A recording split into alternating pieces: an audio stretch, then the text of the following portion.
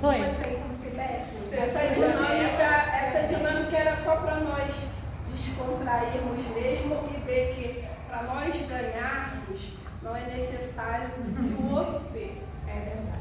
Entendeu? Pois todos nós podemos ganhar se tivermos entrosamento, se tivermos a unidade, se tivermos até mesmo a liderança. Alguém que se proponha a falar. Gente, vamos ouvir o que ela pediu. Então vamos ver aqui para a gente cumprir a tarefa. Não é necessário fazer isso. Né? Teve ainda umas tentativas assim, mas só que.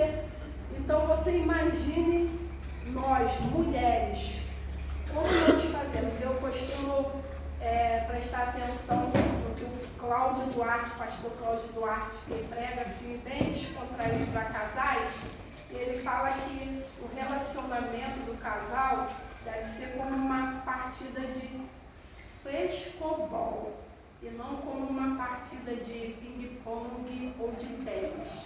Porque de tênis, a intenção é que o outro venha perder. Então a gente golpeia o outro de todas as formas. Mas no relacionamento do casal, principalmente no relacionamento cristão, nós devemos estar como uma partida de frescobol. O frescobol é aquele que a gente precisa, a dupla precisa manter a bola no ar por mais tempo. Então você joga de todas as formas para facilitar que o outro consiga também rebater. E ele vai jogar de todas as formas para que você consiga rebater. E juntos vão manter a bola no alto por mais tempo.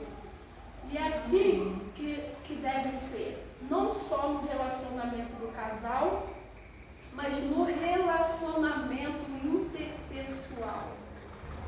Você com o outro. Então, eu desejo hoje falar com vocês um pouquinho sobre relacionamento. Pode passar o primeiro slide.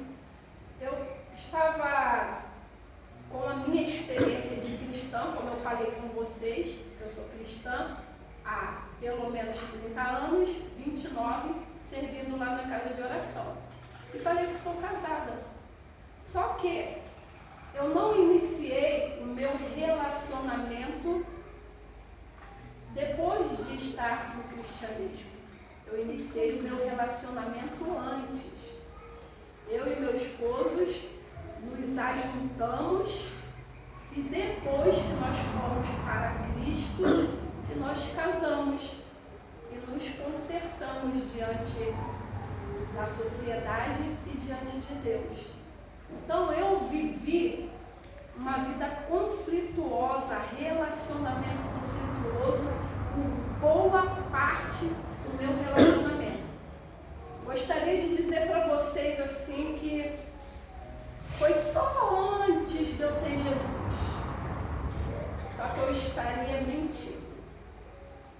Porque nós fomos um casal de vivermos conflitos daqueles que eram terríveis, bem terríveis mesmo, de se degradear o dia todo e à noite colocar a Bíblia debaixo do braço e ir para a casa do Senhor. E as pessoas não precisavam falar nada, porque o olhar delas já nos julgava. Mas aqui não acontece essas coisas não. É só lá no Brasil, né, pastora Juliana? Só lá no Brasil, lá para a Zona Oeste, que acontece essas coisas. Do casal vir no carro, discutindo, brigando, os filhos atrás contemplando os pais cristãos, tementes a Deus ali brigando, discutindo, e quando chegar na porta da igreja, respirar fundo, paz do Senhor, irmão, só bênção, só vitória, né? Mas ali adorando ao Senhor e só pensando, quando chegar em casa vai ver só se eu vou fazer comida para ele. Deixa ele me tocar hoje para ver. Aí tá ali, vamos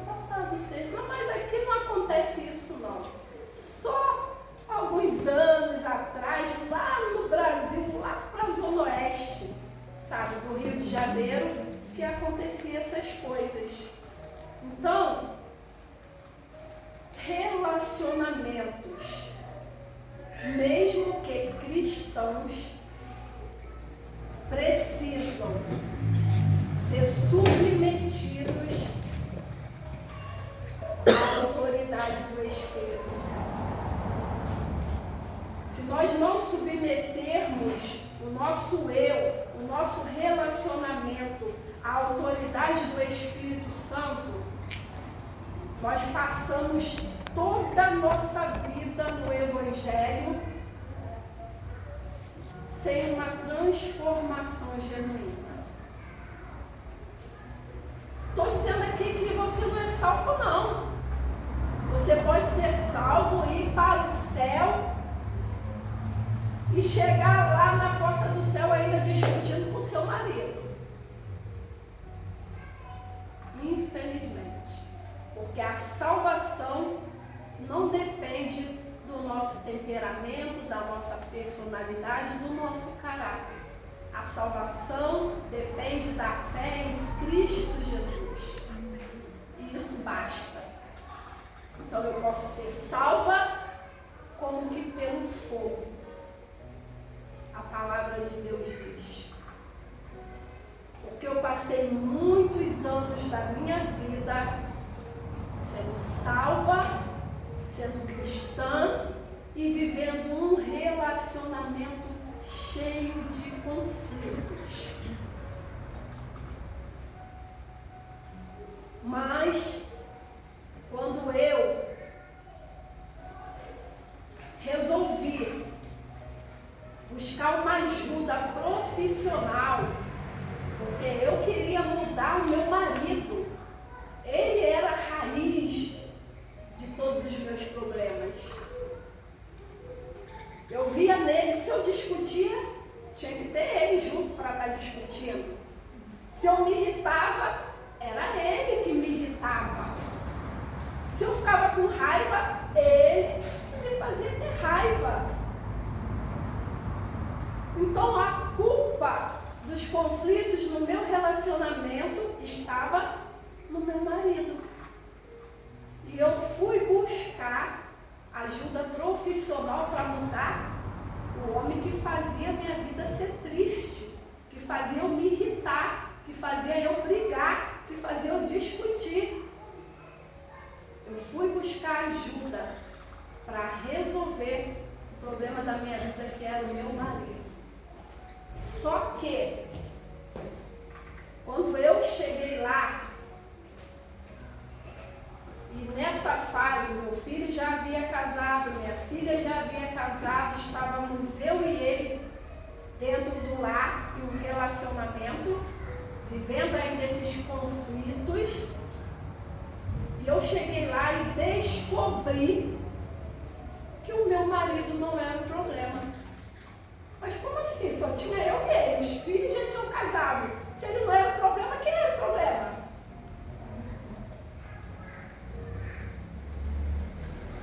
O problema era ele. E por quê? Porque a minha visão de mundo só pertencia a mim.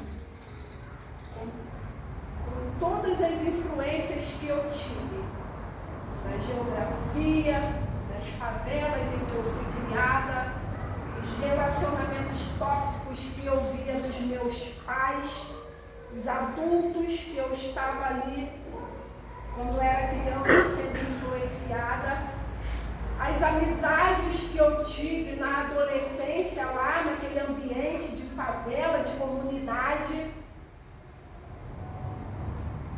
tudo isso moldou a minha visão de mundo.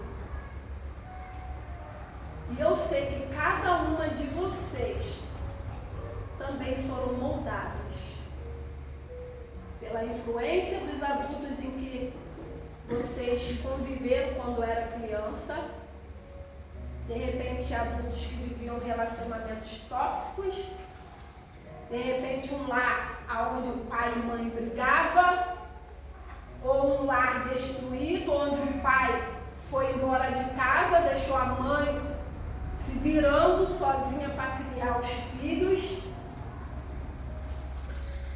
De repente, uma mulher toda, como a gente vê nos dias de hoje, autoritária, mandona, que faz tudo, que subjuga o marido. E aí parece ser aquele homem fraco. Então tudo isso molda a visão de mundo de cada uma de nós. E aí não há quem convença de que o problema está aqui. Você vai sempre enxergar que o problema é o outro.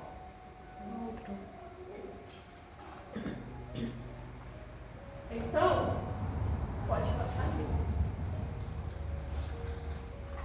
O primeiro desafio do relacionamento, a pastora até deu uma entradinha aqui, é o autoconhecimento.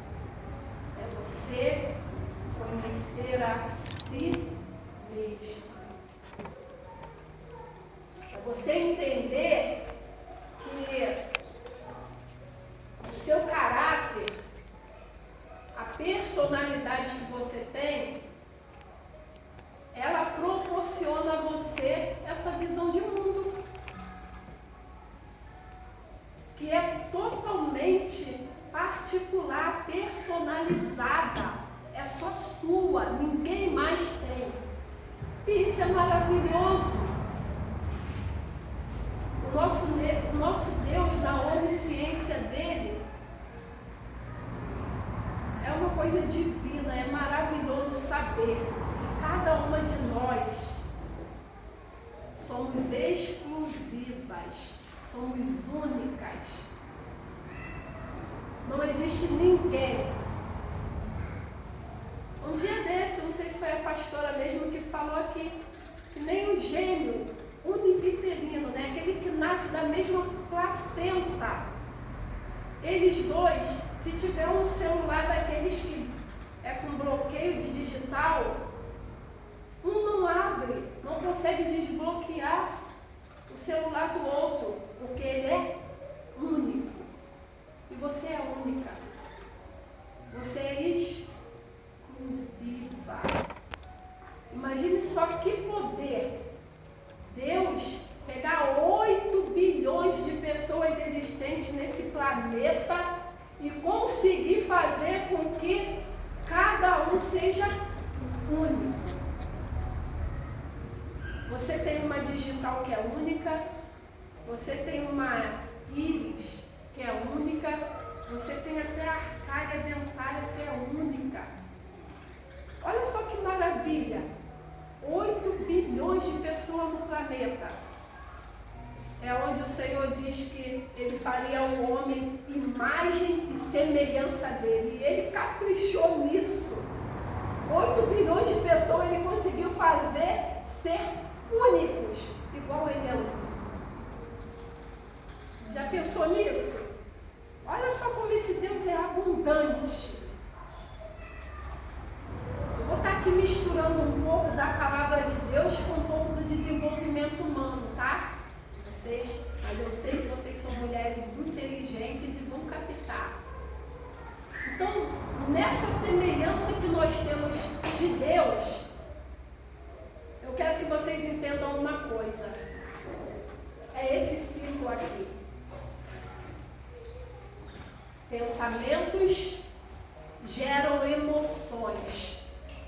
E as emoções geram as ações, que podem ser atitudes ou palavras.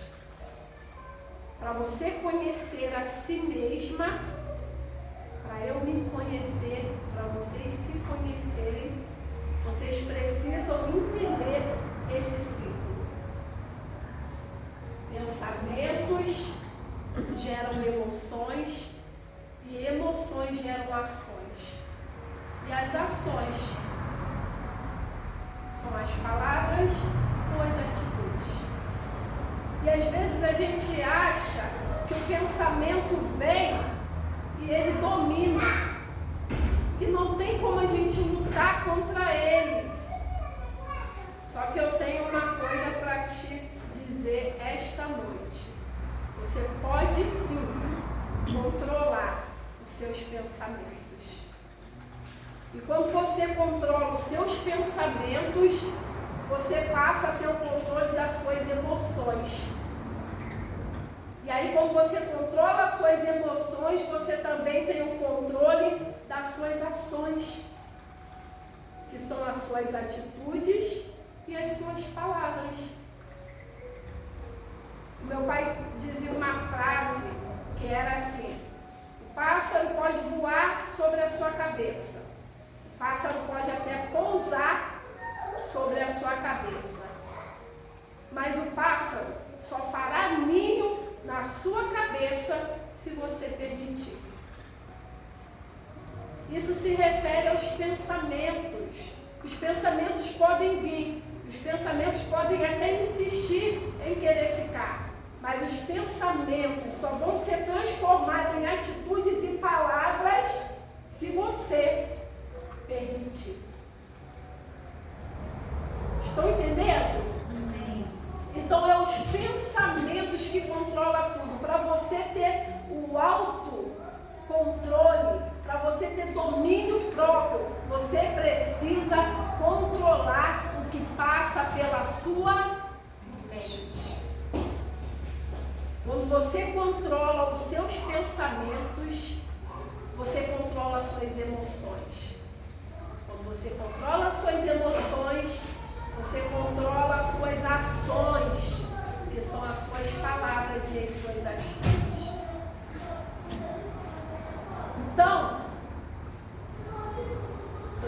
Rose, ansiedade é estar ligado ao futuro, aquilo que ainda não chegou. Quando você tem uma ansiedade, é por algo que ainda não chegou.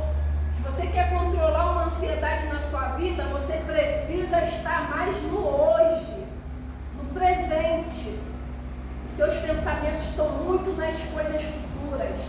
Talvez numa conta que tem que pagar, talvez numa prova que tem que fazer, num trabalho que tem que fazer, na criança que tem que levar na escola. Você está pensando muito em coisas futuras e aí você desencadeia a ansiedade. Estão entendendo como o pensamento é o que tem controle de tudo? Gente, tudo que existe aqui, esse microfone, essa garrafinha de água, essa caneta, esse ventilador, essa cadeira, tudo que existe à nossa volta, um dia existiu primeiro no pensamento. Foi o pensamento de alguém que tornou isso possível, que tornou isso realidade. E assim é tudo na nossa vida. Ai, eu fico muito irada, eu tenho muita raiva, eu não consigo me controlar. Então é o que está passando nos seus pensamentos para estar gerando esse sentimento de raiva. É uma matemática mesmo do primário. Sabe aquela matemática que não é do ginásio, agora chama ensino médio, né? Que é equações, que tem geometria, aquelas coisas não. É aquela matemática básica. 1 mais 1 é igual a 2. 2 mais 2 é igual a 4. Aí você, agora presta atenção. Pensar negativo vai trazer emoções negativas. E as suas palavras e as suas atitudes vão ser o quê? Negativa. Pensar positivo vai trazer em você emoções positivas. Que por consequência as suas palavras e as suas atitudes vão ser o quê? Positivas. Estou entendendo como o controle todo está aqui, no pensamento. Só que eu sinto em dizer para vocês que não é fácil. É simples. É muito simples, né? Entender que 1 mais 1 é 2. Entender que os pensamentos geram as emoções e as emoções geram as ações. Isso é fácil de vocês entenderem. É simples de vocês entenderem, mas não é fácil de praticar. Eu costumo dizer, né, Poliana, como Naamã, a coisa era muito simples fazer. O profeta falou, vai lá, mergulha 7 vezes. Ó, o cara tinha abarroado os camelos com todas as riquezas que ele podia. Peças de roupa, especiarias, pedras preciosas, tudo que ele podia levar para obter a cura. E quando o profeta falou para ele que um ato simples que ele precisava fazer, mergulhar no Jordão 7 vezes, ele, quê? Lá na Síria tem rios muito mais limpos do que esse. E ele já ia sair dali sem a cura. Uma coisa tão simples. Precisou da intervenção de um servo, de alguém humilde, de falar, meu Senhor, se ele tivesse te pedido uma coisa demasiadamente difícil, o Senhor não faria para obter a cura? Quanto mais uma coisa tão simples dessa. Mas existia o que dentro dele? Uma emoção, uma sensação, um sentimento que eram controlados pelo pensamento dele, que era o orgulho. Então, a coisa é simples, mas não é fácil de ser praticada. Mas é possível. Não estou aqui dizendo para vocês que eu vou entregar uma pílula mágica e tudo vai se resolver na sua vida, não. Mas na medida que você tem o autoconhecimento e testa, pratica, cada vez vai ficando mais simples, mais fácil. É como um avião. O avião, para ele decolar, ele precisa de muito empenho, ele precisa de velocidade, ele precisa de queimar combustível, ele precisa romper com a barreira da gravidade. Mas, depois que ele decola, ele alcança uma estabilidade. Já pensou se o avião continuasse tendo que fazer todo aquele empenho? Nós não poderíamos voar de uma cidade para outra, que ia ter que parar para abastecer, para fazer força, tudo de novo. E assim também é tudo na nossa vida. No começo é desafiador. Conhecer, se autoconhecer, é desafiador. Quando você começa alguma coisa, é desafiador. Mas, à medida que você pratica, mais e mais vai se tornando mais fácil. No desenvolvimento humano, eles costumam dizer que 21 dias são suficientes para se criar um hábito. Você praticar uma coisa 21 dias seguidos, consecutivos, isso se torna um hábito na sua vida. Eu não gosto de taxar um dia específico, a quantidade de dias específico não. Porque alguns precisam de mais, outros precisaram de menos. Mas uma coisa eu sei. Quanto mais você pratica, mais fácil fica. Então, quando você começar a controlar os seus pensamentos, você vai começar a controlar as emoções. E quando você começar a controlar suas emoções, você vai controlar as suas ações, que podem ser as suas palavras ou as suas atitudes. Entendeu? Então,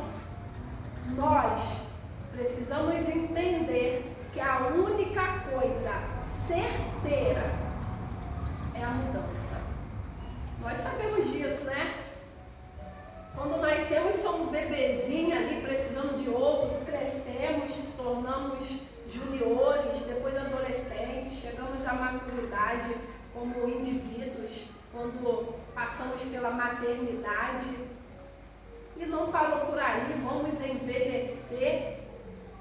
Então a mudança, ela é certa. Se é uma coisa que é certa, a mudança, por que não optar por mudar para melhor? Que a pastora falou aqui já também. Nós possamos ser melhores a cada dia. Nosso Deus pede que nós venhamos ser perfeitos, mas Ele sabe que isso não será possível alcançar aqui. Mas o que Ele requer de nós é que sejamos encontradas procurando ser melhor. Hoje, melhor do que eu fui ontem. E amanhã, melhor do que eu tenho sido hoje. Então, em 2 Coríntios, capítulo 5, verso 17, diz que aquele que está em Cristo, nova criatura é. As coisas velhas já passaram. E eis que tudo se fez novo. Em Romanos, capítulo 12, o verso 2, ele diz: transformai-vos pela renovação do quê? Da mente, do entendimento. Que nós possamos estar abertas a mudar para melhor. Começando aqui. Porque quando você muda aqui, você muda tudo. E isso é cientificamente comprovado. É cientificamente comprovado. Quando você pensa, tem aquela frase, lembrar do passado é sofrer 2 vezes. Não sei se vocês já ouviram essa frase aqui. Quando você pensa em uma coisa triste, desencadeia dentro de você emoções negativas que vão fazer com que todo o seu organismo sinta de forma negativa, sentimentos negativos, a tristeza, a dor, a saudade, coisas que são negativas. Isso também é o contrário. E o start hoje que vocês podem pegar para suas vidas é que você tem o controle dos seus pensamentos. Se você está sentindo algo que é ruim, que é um sentimento negativo, o que está mandando ali? Você sabe. É hoje, já falamos aqui, pensamentos. Então muda o seu pensamento, que automaticamente você vai mudar também os sentimentos, as emoções que vocês estão gerando dentro de si. Tá entendendo? Falando de relacionamentos, a gente falou aqui sobre o relacionamento intrapessoal. Relacionamento de você para com você mesmo. Meu relacionamento comigo. E agora a gente precisa também entender o relacionamento interpessoal, que é o relacionamento com o outro e eu. E nisso entra o relacionamento conjugal. Para que você possa ter um bom relacionamento conjugal, você precisa primeiro passar pelo tópico do autoconhecimento. E agora, conhecer o outro. Ser empático, se colocar no lugar do outro. Lembra? Assim como você, assim como vocês, assim como eu, temos uma visão de mundo totalmente personalizada por conta das influências sofridas vidas, na minha infância, na minha geografia, no local em que eu cresci, nos adultos que convivi, o seu esposo também. E não foi o mesmo local, não foram as mesmas pessoas, não foram as mesmas crenças, não foi os mesmos contatos com adultos. Ele não teve os mesmos contatos com os adultos que você tiver. São pessoas totalmente personalizadas, diferentes de você. E aí é onde precisa da empatia. E a empatia passa quando, lá em Provérbios capítulo 31, eu acho que eu coloquei 31, do verso 10 ao 12, ele faz um elogio, que a mulher virtuosa, o coração do marido está nela, ele confia plenamente, e ela lhe faz bem e não mal todos os dias da sua vida. Então, um relacionamento conjugal, a mulher precisa entender que ela precisa fazer bem ao seu marido, à sua casa, ao seu lar, aos seus filhos. E como você faz isso? A palavra te instrui. A palavra nos ensina. Se você tiver contato com a palavra, se nós tivermos contato com a palavra, aprenderemos como é ser uma pessoa que faz bem e não mal. Vamos dar um exemplo aqui. A mulher quer atenção, a mulher quer afeto, a mulher é aquela parte emocional, entre aspas, né, que hoje em dia tem alguns que os homens são mais sensíveis do que as mulheres em alguns casos, mas no geral a mulher é aquela que tem mais sensibilidade, que quer ser apreciada, elogiada. O homem trabalha o dia todo e ele chega em casa cansado do trabalho. A mulher que estava em casa não sabe como foi o dia dele, e aí ela quer a atenção, quer naquele momento ali. Aquelas que são felizes, né, por ter um homem atencioso que chega já elogiando, agradando, falando só da casa, fazendo tudo. Olha, vocês coloquem a mão para o céu e agradeçam a Deus. Mas no geral, o homem vai querer sentar no sofá, na frente da TV, saber se tem comida para comer, e não é isso que no geral acontece? Vai sentar na frente do sofá, vai pegar logo o controle, ligar a TV, querer saber o que tem para comer, e se você começar a falar no ouvido dele, ele vai estar lá no celular, e aí você vai ficar super chateada com isso. Então, fazer bem. Tem uma psicóloga que ela brinca muito, ela diz que o homem só precisa de duas coisas. E a gente fala assim, como assim duas? Só fala uma, né? Comer e comer. Aí eu falei, como assim duas coisas? Só falou uma, comer e comer. Vocês entenderam, né? Então o homem só precisa de duas coisas para estar satisfeito. Comer e comer. E aí a gente quer uma multidão de coisas para nos satisfazer. Aí entra a lei da semeadura. Às vezes a gente pensa que a semeadura é só referente à prosperidade, se eu dizimar, se eu ofertar, né? Se eu fizer isso, eu vou prosperar. Ou senão a gente leva para o outro lado, o lado do pecado, tá vendo? Tá pagando porque agiu dessa forma,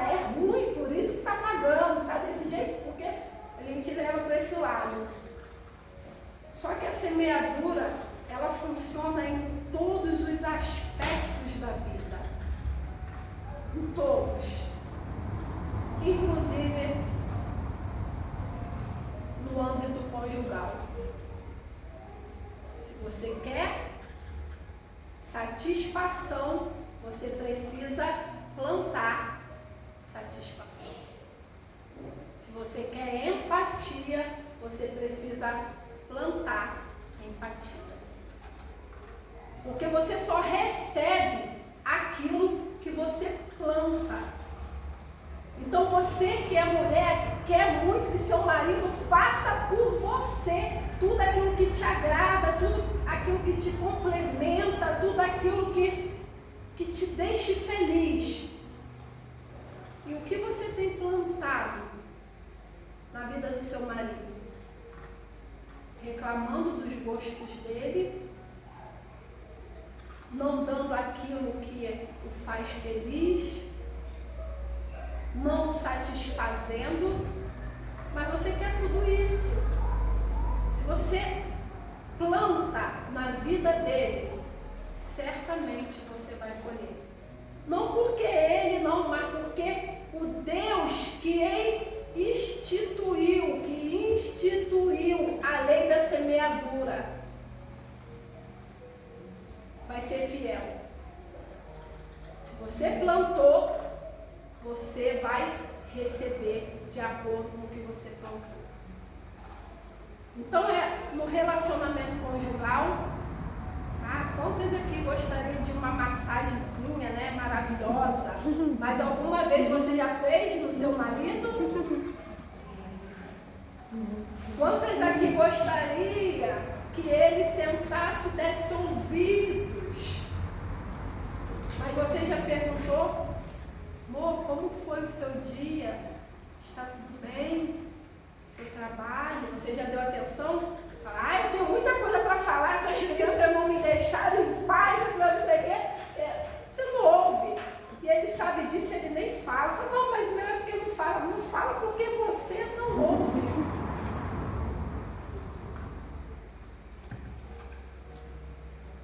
Eu aprendi isso. Na marra, forçosamente, eu aprendi isso a ouvir. Aí ele vem querendo falar sobre o dia dele. Meu Deus, eu queria falar do meu, mas eu dou atenção para falar. Aí quando ele fala, e você? Depois ele lembra, depois de falar, e você? Aí eu já não estou nem mais com vontade de falar, já passou. Então quando você desejar algo do seu marido, policie-se. Preste atenção se você tem plantado para colher o que você está desejando. Entendeu?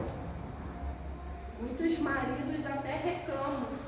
Reclamam porque naquele momento, nunca parte de você. Eu sei que você está muito cansada. 2 filhos então, né, Letícia? Cansada, meu Deus.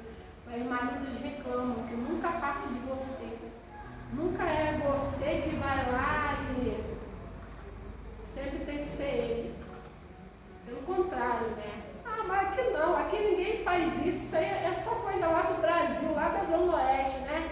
Que espera dormir, que fica enrolando lá, lavando louça, fazendo tudo, orando para quando entrar no quarto tá dormindo, vai na ponta do pé assim, né? Na ponta do pé. Deixar pegar no som da escutar. Tá roncando. Agora eu vou. Mas isso aí é só lá pro Brasil, aqui não. Mas um dia vocês sentiram falta. Pode ter certeza disso, tá? Eu já orei muito. Nossa, Senhor, livra, Senhor. Tira um pouco desse desejo, Senhor. Faz disso, tira, Senhor. Tem misericórdia. Me deixa em paz. Já orei muito. E depois senti falta. Sentir falta, você começa a se sentir desprezada, não se sentir amada, ficar preocupada se tem algo por trás. Então vocês que têm um marido ainda ativo, desejando, glorifiquem a Deus. Aleluia.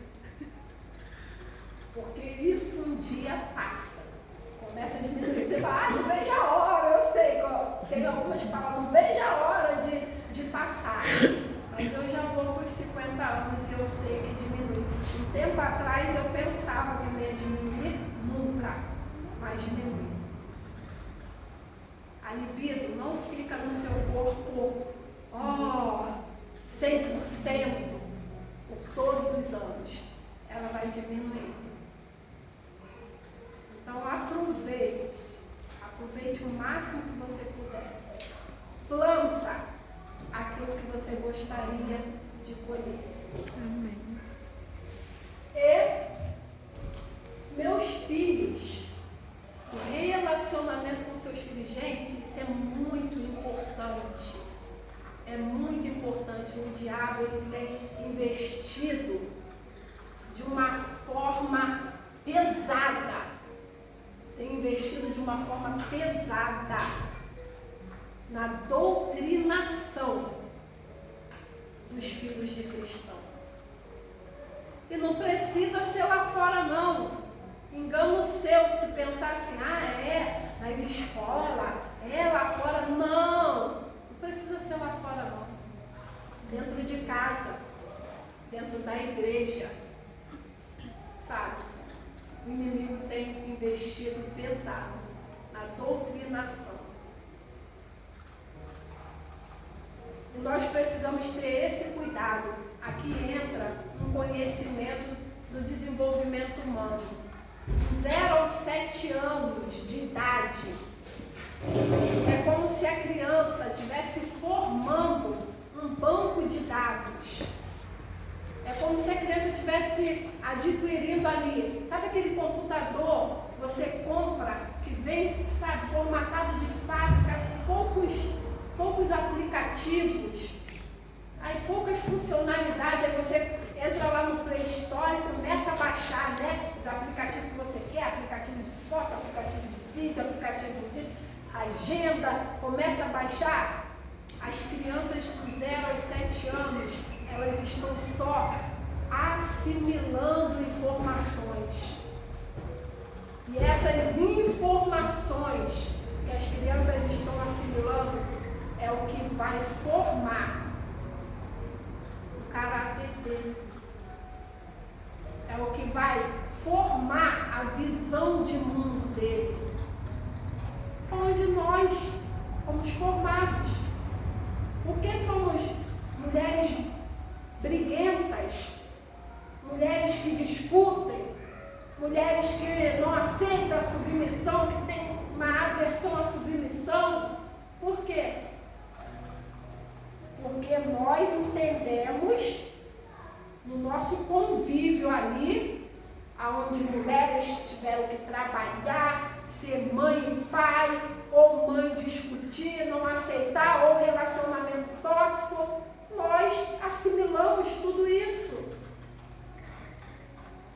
E agora, quando nós nos deparamos com a nossa vida, diante das nossas escolhas, na nossa mochila, na nossa bagagem, tá todas aquelas informações que nós adquirimos na nossa infância, no nosso convívio familiar, na nossa geografia, nos adultos que foram exemplos para nós. E hoje nós fazemos 80% de nós fazemos as mesmas coisas que os nossos pais. Chama-se repetição de padrão. E se nós discutirmos, brigarmos, falarmos mal do outro, formos esse exemplo para os nossos filhos, isso que nós estamos enchendo o computadorzinho deles, é isso que nós estamos armazenando lá, para quando eles já estiverem estiverem na idade de fazer as suas escolhas, qual a mochila? Qual as informações que eles têm dentro dessa mochila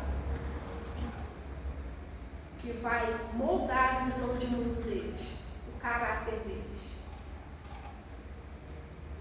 Não é à toa. Já imaginou, tá ali uma criança sentadinha, você acha que ela não está absorvendo nada? Para a glória de Deus, a gente viu lá em casa, na casa deles, já falo em casa porque eu estou lá também. O Heitor estava ali brincando no culto ontem, né? A gente não imaginava que ele estava assimilando palavra alguma, estava aqui brincando. E daqui a pouco ele falou com a gente. Ó, quando a ovelhinha, quando o pastor não passa o óleozinho na orelha da ovelhinha, ela fica dando com a cabeça na parede. Assim, ó. Aí foi lá e fez, aí eu falei, viu isso? Ele estava ali brincando, mas estava entrando. E ele absorveu.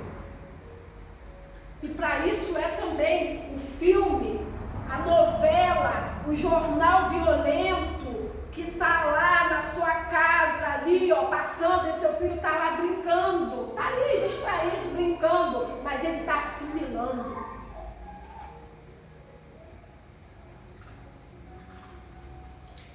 Está ali discutindo, e a criança está assimilando. Não sei se vocês lembram aqui, pelo menos na minha idade, né? Quando os outros falavam assim, tá com a moleira aberta, ainda tem a moleira aberta, né? Os antigos, eles não entendiam muito bem, mas no desenvolvimento humano, lá, na neurociência, quando eu estudei, eu descobri o que significa esse moleira aberta. É justamente isso, que a criança ainda está em formação do banco de dados. Ela só está recebendo, só está armazenando. A criança vive um mundo teta, é frequências cerebrais.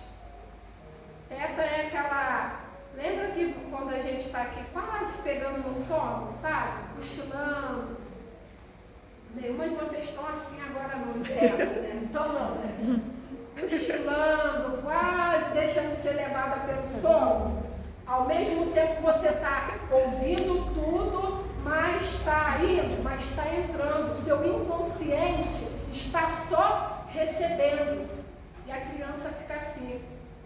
Uma mãe que demonstra ter medo de barata, né? Eu falava com a minha nora, eu falei, não faz esse escândalo na frente dele não, senão ele vai desenvolver o medo de barata também. Porque a mãe tem medo de barata, aí o menino está lá no cantinho da sala brincando.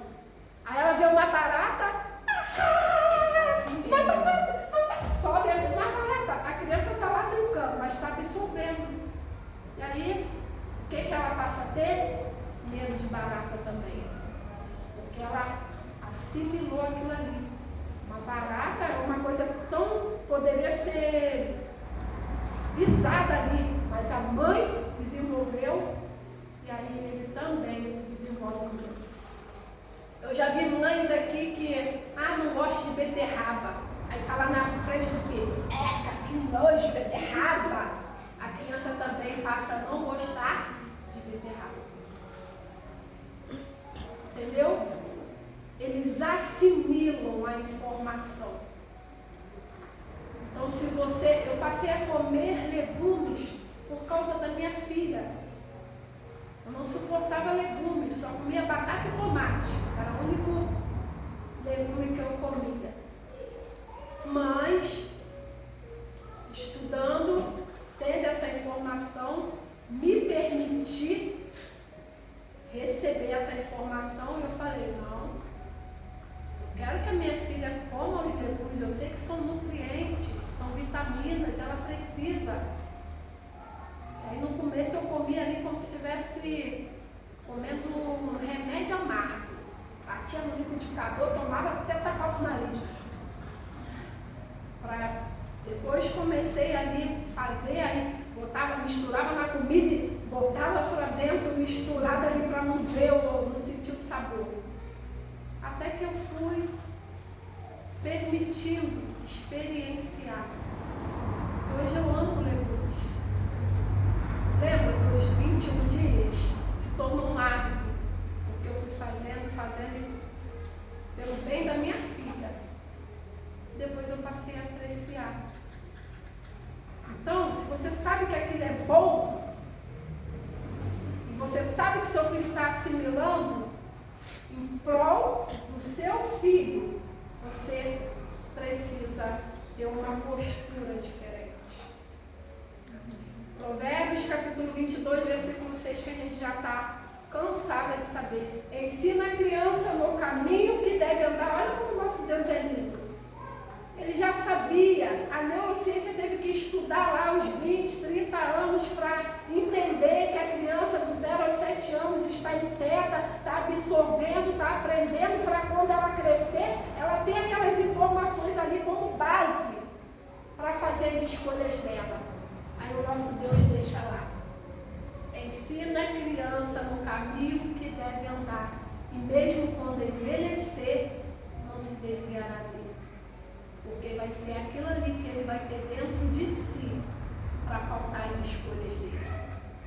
Deuteronômio capítulo 6, versos, todo o capítulo, Marcos 6 ao 9, ensina a palavra, os mandamentos do Senhor aos seus filhos, ao deitar, ao levantar, andando pelo caminho. Sabe, ao deitar fala de quarto, de intimidade, de cama. Ao sentar, fala da mesa, da hora das refeições. O que você tem ensinado para os seus filhos? Andando no caminho, de repente você é aquele pai, aquela mãe que sai cedo, os filhos ainda estão dormindo, quando chega tarde, os filhos já foram dormir, mas no caminho, você não tem desculpa. Você pode ensinar a palavra. As crianças, elas são o alvo do inimigo. São o alvo do inimigo. Não é à toa que lá no passado, na época de Moisés, Faraó pediu para exterminar todos os meninos. Deus queria levantar um libertador, Moisés. O diabo tinha fúria ali. Na época de Jesus também não foi diferente. E havia um Salvador. Herodes quis também exterminar todas as crianças de 2 anos para baixo. E agora não é diferente. O diabo mudou a estratégia de ser criancinhas e tal, mas o intuito dele de massacrar, de matar a infância dos nossos filhos para que não se levante libertadores. Precisamos ter esse zelo com as crianças.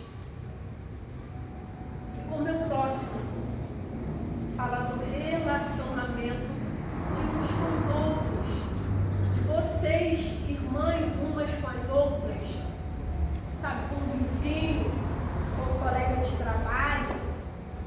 Aí a Bíblia nos ensina como nós devemos nutrir esse relacionamento interpessoal. E eu ainda quero contar para vocês uma ilustração das 3 peneiras de Sócrates. Conta-se que na época do filósofo Sócrates, um jovem chegou para falar de um amigo dele. Ele falou: Sócrates, tem uma coisa para falar do seu amigo. E aí ele falou assim: sabe quem é seu amigo tal? Opa, antes de você falar desse meu amigo, eu quero que essa informação, você passe ela por 3 peneiras. A primeira peneira é a verdade. O que você vai falar do meu amigo, do meu próximo, é verdade? Não sei, me contaram. Eu não sei bem se é verdade ou não, mas foi porque me contaram, e aí eu queria te contar. Opa, só um momento. Já não passou na primeira peneira. Vamos passar então na segunda peneira, a bondade. O que você vai me falar desse meu amigo? É algo bom? Não, pelo contrário. É algo muito bom. É uma coisa desagradável. Opa, não passou na segunda peneira. E a terceira e última peneira. O que você vai me falar desse meu amigo é algo útil para a minha vida? Eu acho que não. Então fica só para você, não precisa nem me contar. E é assim que nós nutrimos um bom relacionamento com o outro.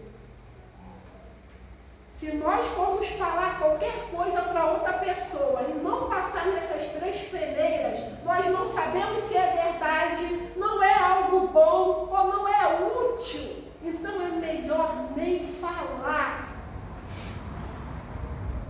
Se alguém vem falar de outra pessoa para você, não empreste os seus ouvidos para ouvir algo que você não sabe se é verdade, algo que não é bom e algo que não tem utilidade nenhuma. Pelo contrário, só vai fazer mal. Porque lá em Efésios capítulo 4, versículo 31 e 32, o Senhor diz que,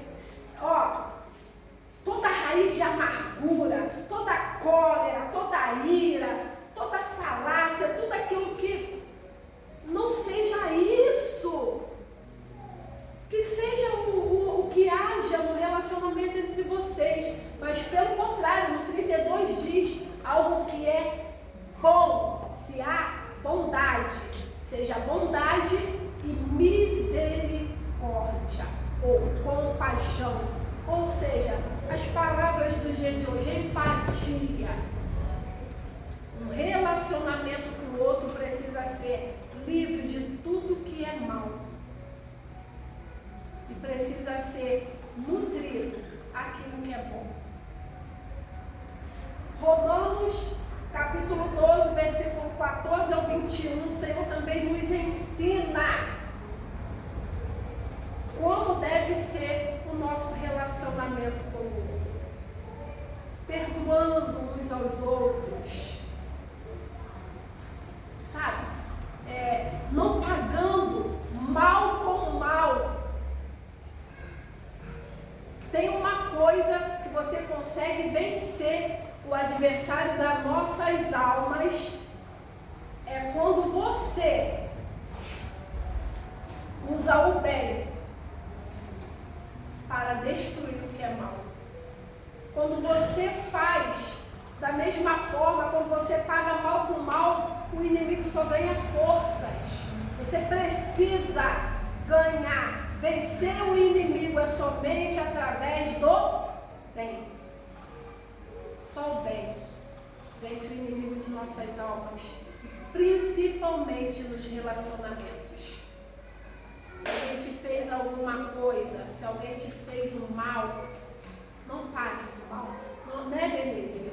Não queira ali furar a bola porque furou a sua. Aprendeu? Que a gente possa pagar aquilo que... Sabe o que diz lá em Tito? Eu não anotei aqui. Se alguém te deve alguma coisa, lança na minha conta, diz o Senhor. Lança isso na minha conta. Se alguém te fez alguma coisa, lança diante do Senhor. Lembrando da semeadura. Se você plantar, é isso que você vai colher. Então, se a pessoa plantou mal, deixa que aquele que instituiu a lei da semeadura, ele é fiel. Não tem gente plantar um caroço de abóbora e não colher abóbora. Um caroço de laranja e não colher laranja. A semente você escolhe, mas o resultado da semeadura já tem uma lei estabelecida pelo Criador.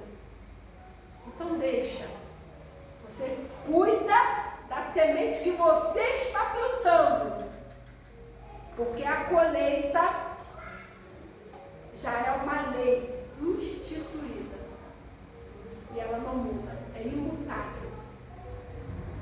Assim como a lei da eletricidade, a lei da gravidade, independente de você acreditar ou não.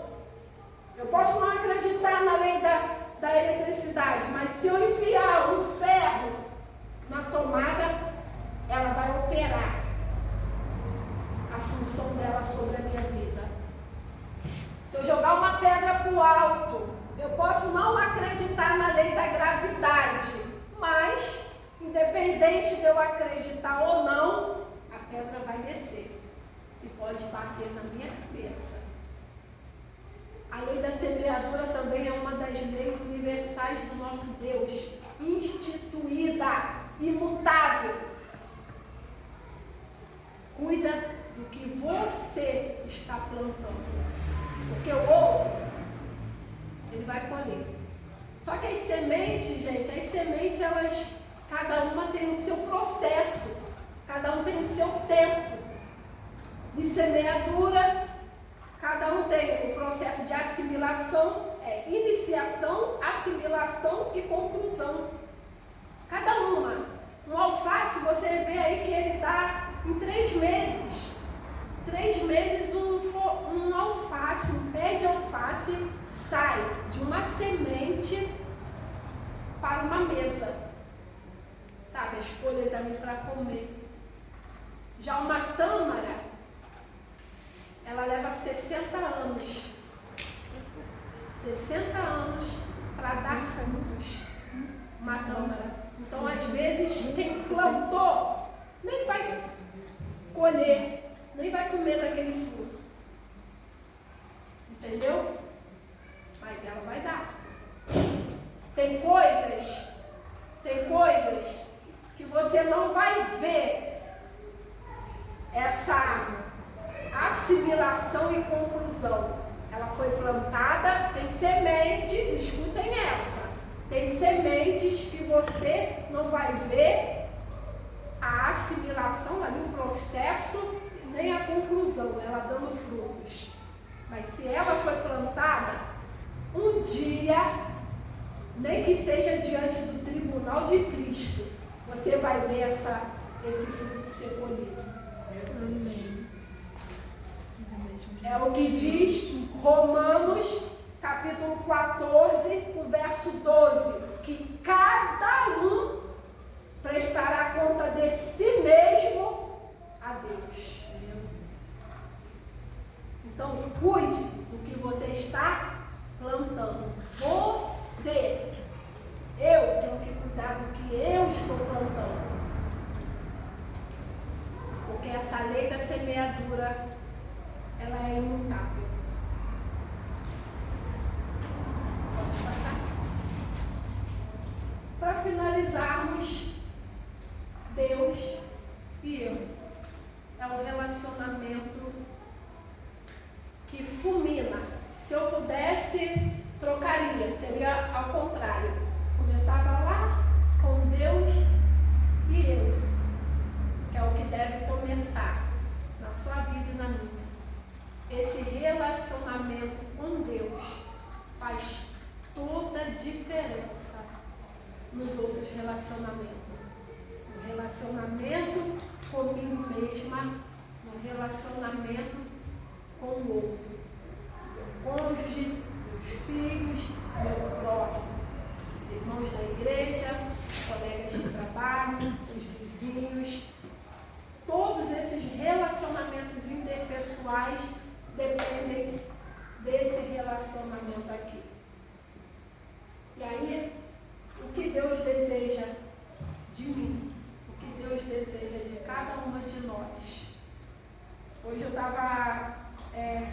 falando isso, acho que o Heitor leu lá no computador. Aí ele foi e já respondeu para mim: vó, Deus quer que a gente ore, que a gente louve, que a gente obedeça. Ele começou a me dar uma lista de várias coisas do que Deus deseja de nós. Eu falei: muito bem, é isso mesmo. E aí, se você ter esse contato com a palavra, você vai ver o que Deus deseja de cada uma de nós.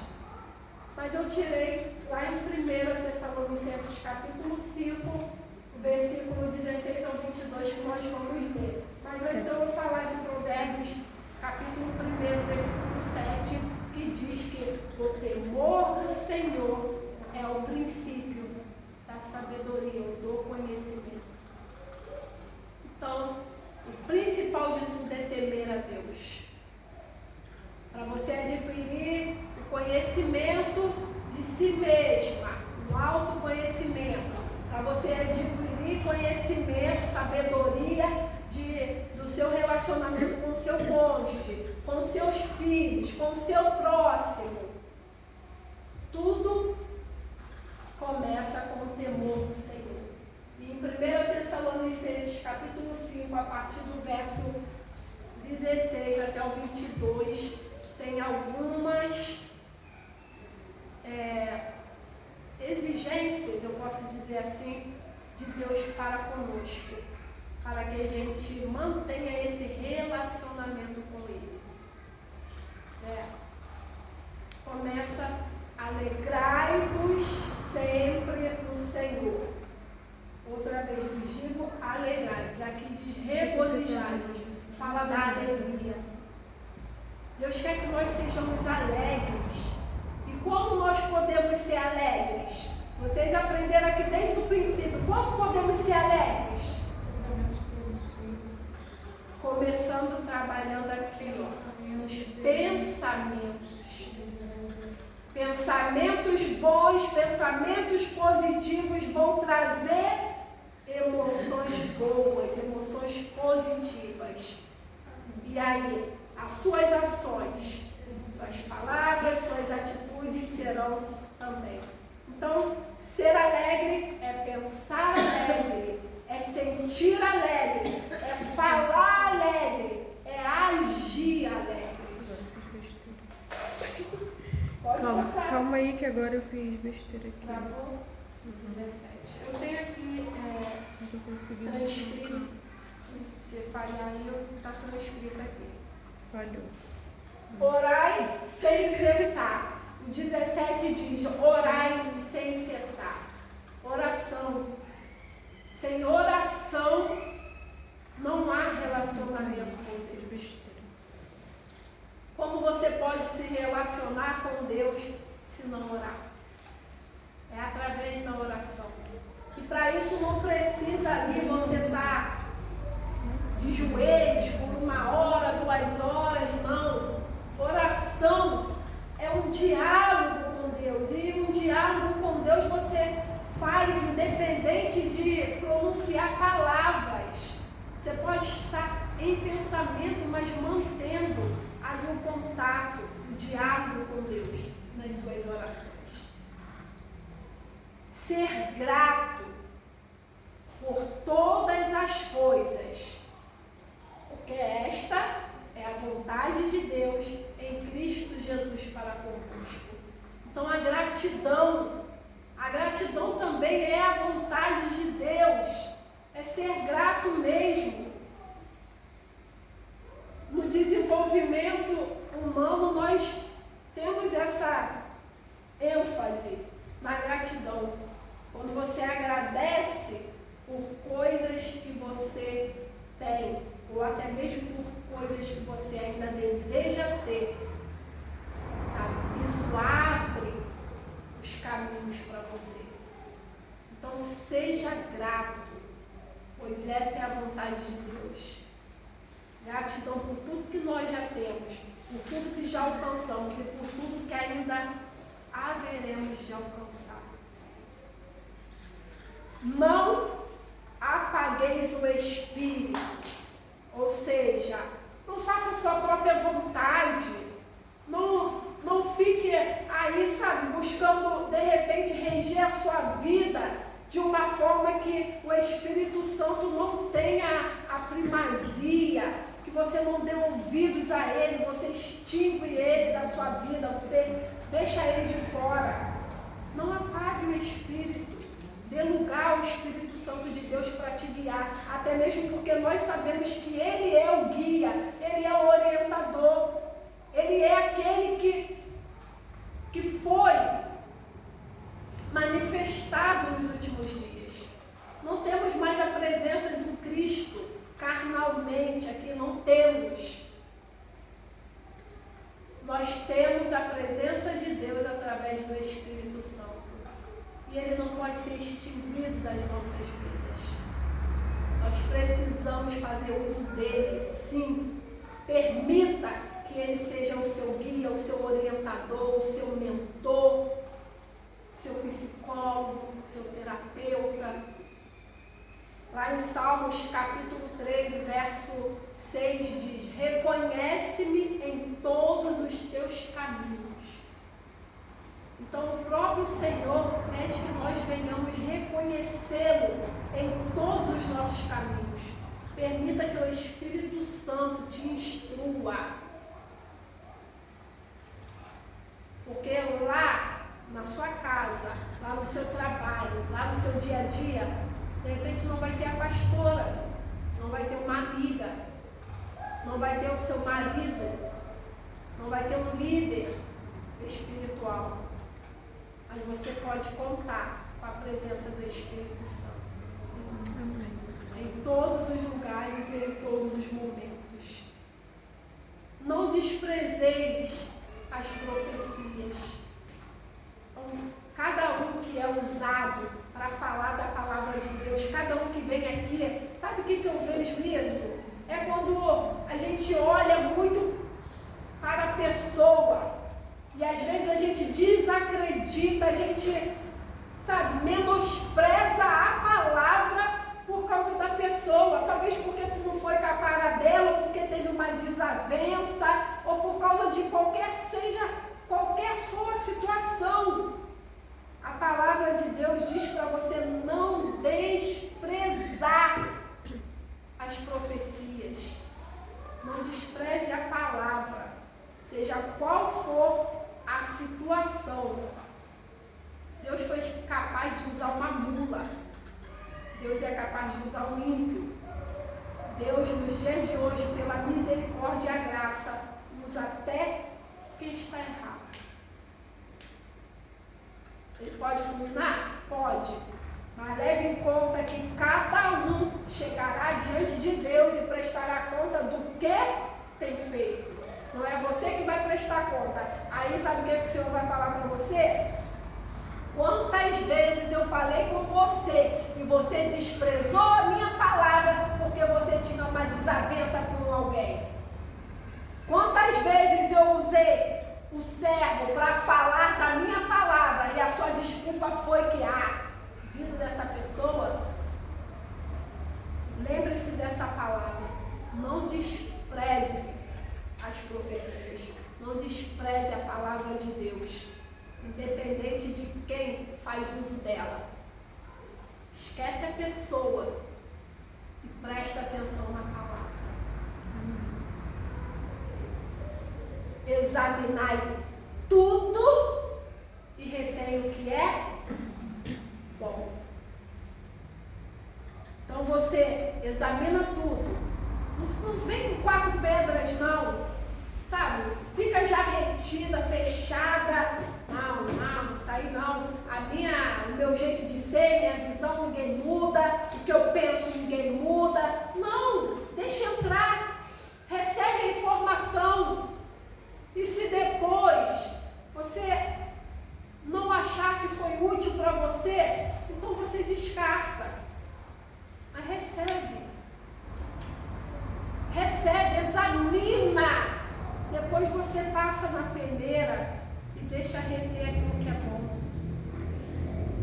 É a orientação da palavra. E finaliza dizendo: evita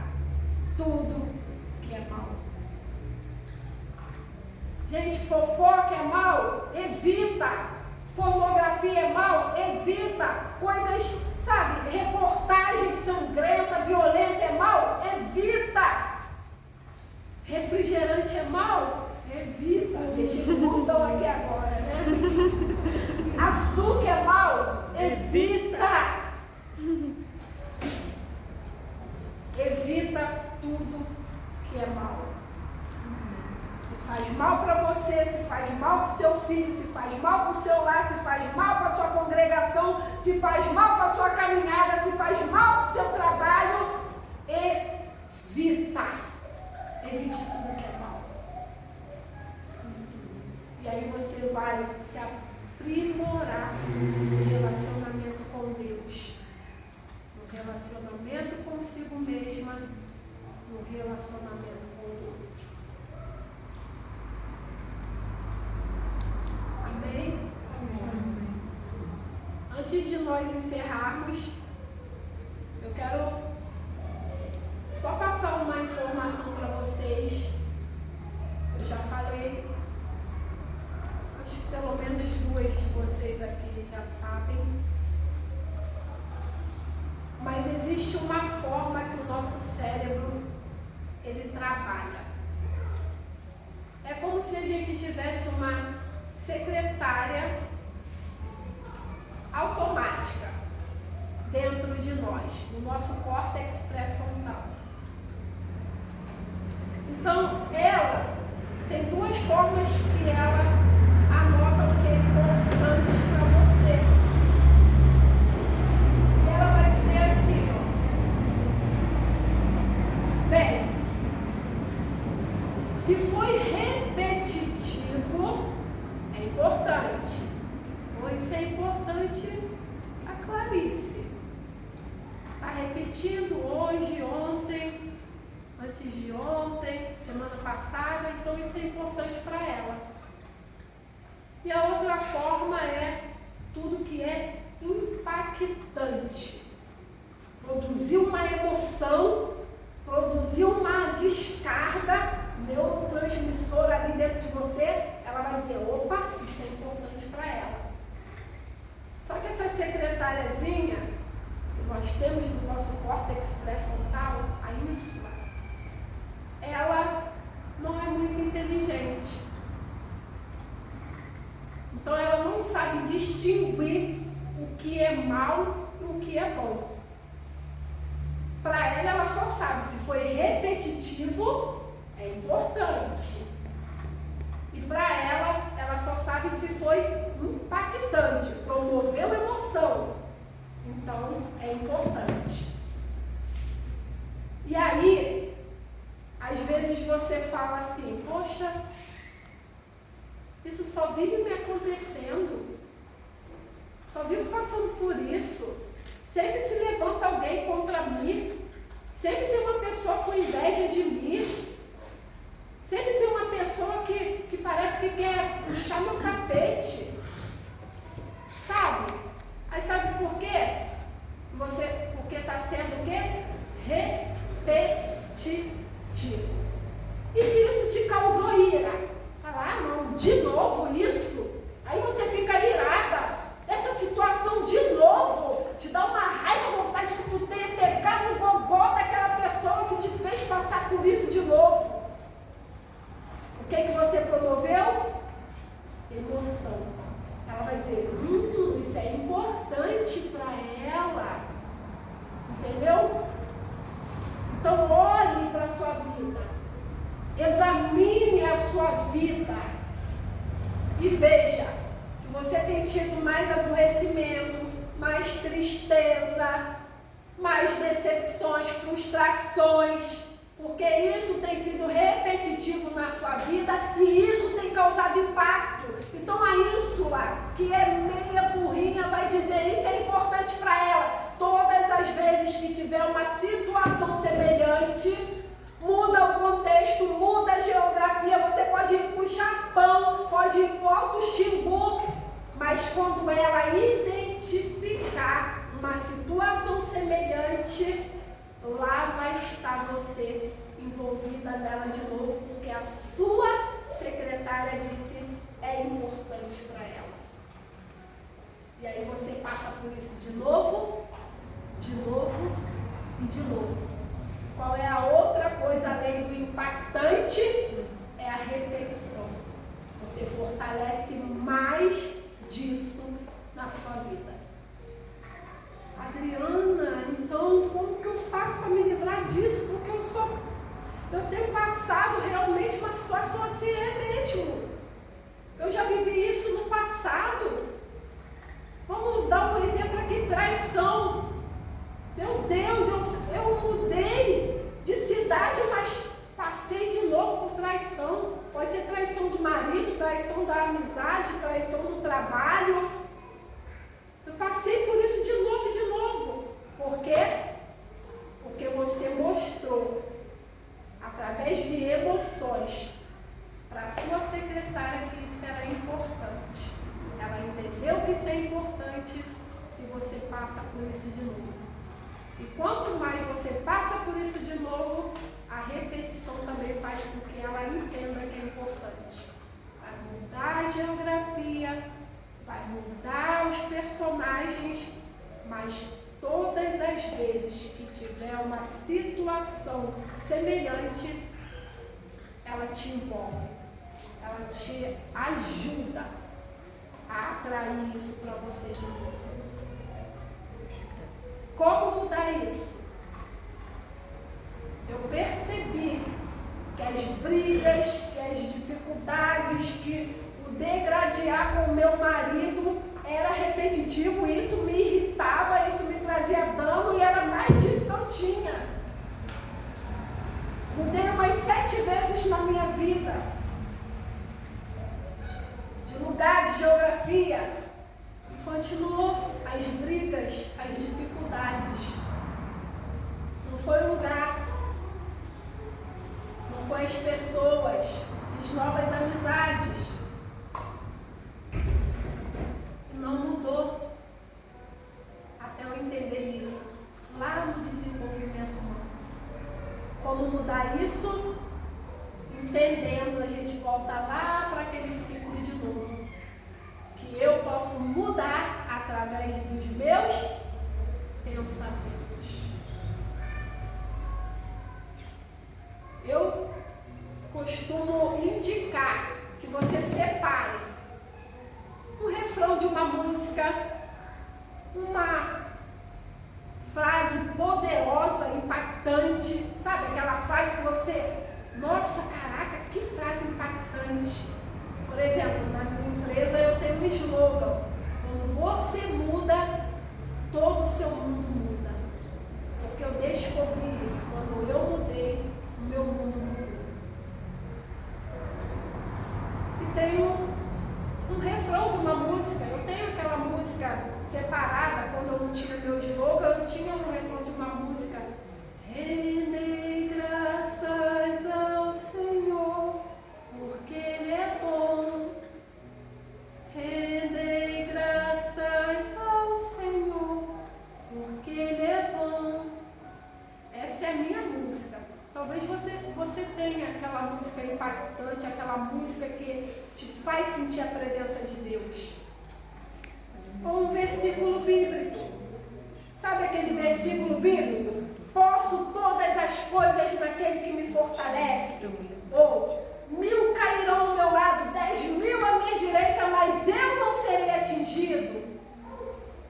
E aí você separa essa música, esse refrão, essa frase, esse verso, e você usa como gatilho. Todas as vezes que você perceber que pensamentos negativos estão querendo fazer ninho na sua cabeça, você aciona a sua ferramenta. Rendei graças ao Senhor, porque Ele é bom. E você repete, repete, repete. Lembra da sua secretária? A repetição, isso é importante para você. Você deixa isso tomar impacto na tua vida e vai mudar a sua emoção. Às vezes com lágrima, sabe? Posso todas as coisas naquele que me fortalece. Posso todas as coisas naquele que me fortalece.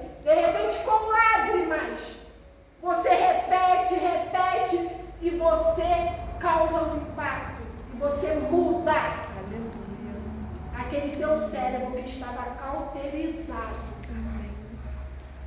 e atraindo para você mais dessa situação.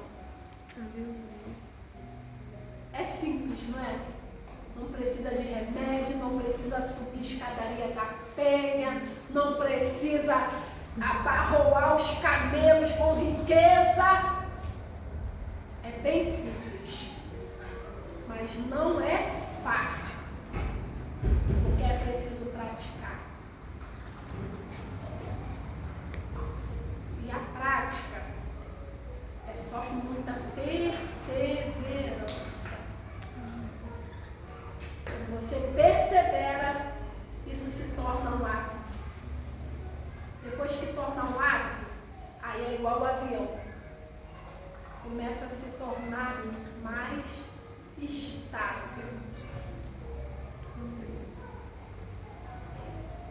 De todas as coisas que eu falei aqui nessa noite, que você possa conservar no seu coração o aprendizado do ciclo. Pensamentos geram emoções, emoções geram ações, e essas ações são suas palavras ou suas atitudes. Você dominando esse ciclo, você muda para melhor a cada dia, mais e mais. Amém? Amém. Eu agradeço a oportunidade e quero aproveitar para orar